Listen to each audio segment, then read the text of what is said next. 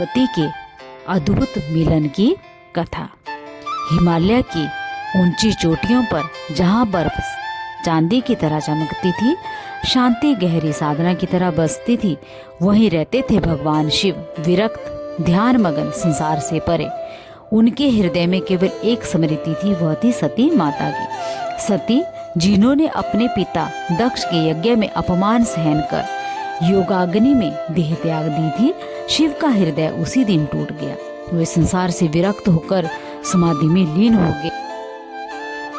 समय बीता, सती ने पुनः जन्म लिया। इस बार हिमालय राज के घर उनका नाम रखा गया पार्वती। बचपन से ही पार्वती को शिव के प्रति एक अटूट आकर्षण था। जैसे आत्मा अपने परमात्मा को पहचान लेती है, उसी तरह पार्वती ने भी शायद भगवान शिव को पहचान लिया था। एक दिन नारद मुनि आए। उन्होंने कहा, हे पार्वती, तुम्हारा जन्म शिव को पाने के लिए हुआ है। तुम्हारा भाग्य उन्हीं से जुड़ा है। यह सुनकर पार्वती का हृदय आनंद से भर गया। उन्होंने निश्चय किया, मैं शिव को ही पति के रूप में प्राप्त करना चाहूंगी। लेकिन शिव तो समाधि में लीन थे, उन्हें संसार से कोई मतलब नहीं था। तब पार्वती ने कठोर तपस्या आरंभ की। उन्होंने दिन रात केवल ओम नमः शिवाय का जाप किया। पहले फल खाए, फिर पत्ते खाए, अंत में भोजन और जल भी ग्रहण नहीं किया। उन सब का त्याग कर दिया। देवता चिंतित हो उठे, क्योंकि उस वक्त तारकासुर का आतंक कुछ ज्यादा ही हो गया था। तारकासुर नामक असुर को वरदान मिला था कि केवल शिव पुत्र ही उन्हें मार सकता है, और शिव तो विवाह करना नहीं चाहते थे। देवताओं ने कामदेव को भगवान शिव के पास भेजा, और कामदेव ने पुष्प बाण चलाया। शिव की समाधि भंग हुई। क्रोधित होकर शिव ने तीसरा नेत्र खोला और कामदेव को भस्म कर दिया।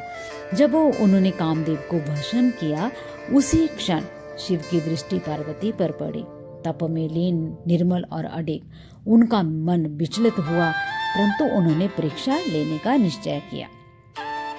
शिव एक वृद्ध ब्राह्मण का रूप धारण कर पार्वती के पास पहुंचे। उन्होंने कहा, बेटी, तुम किसके लिए तप कर रही हो? पार्वती बोली, भगवान शिव के लिए। ब्राह्मण हंसा, वह शिव जो भस्म लगाते हैं, सांप में गले रखते हैं, शमशान में रहते हैं, उनसे विवाह करोगी कन्या? पार्वती का चेहरा तेज से भर उठा।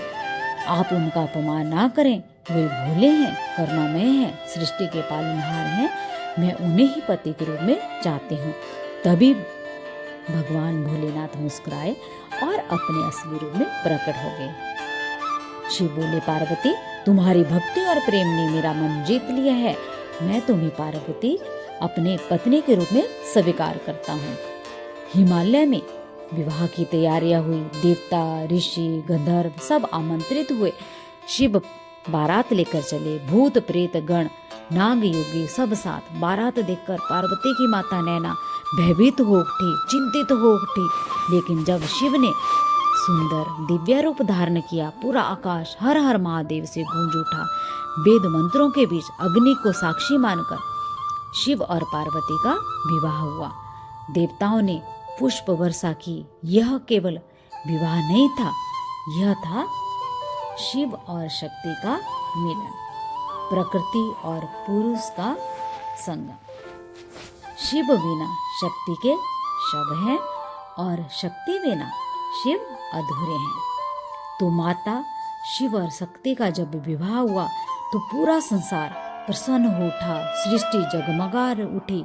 उनके मिलन से संसार का संतुलन बना, और इसी मिलन के आगे जन्म हुआ कार्तिकेय का, जिसने तारकासुर का वध किया।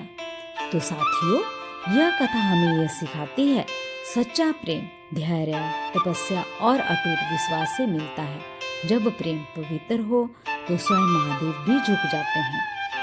सच्चा प्रेम त्याग और समर्पण मांगता है। धैर्य और तप से असंभव भी संभव हो जाता है। ईश्वर भक्ति कभी व्यर्थ नहीं जाती है। शिव और शक्ति का मिलन हमें जीवन में संतुलन सिखाता है।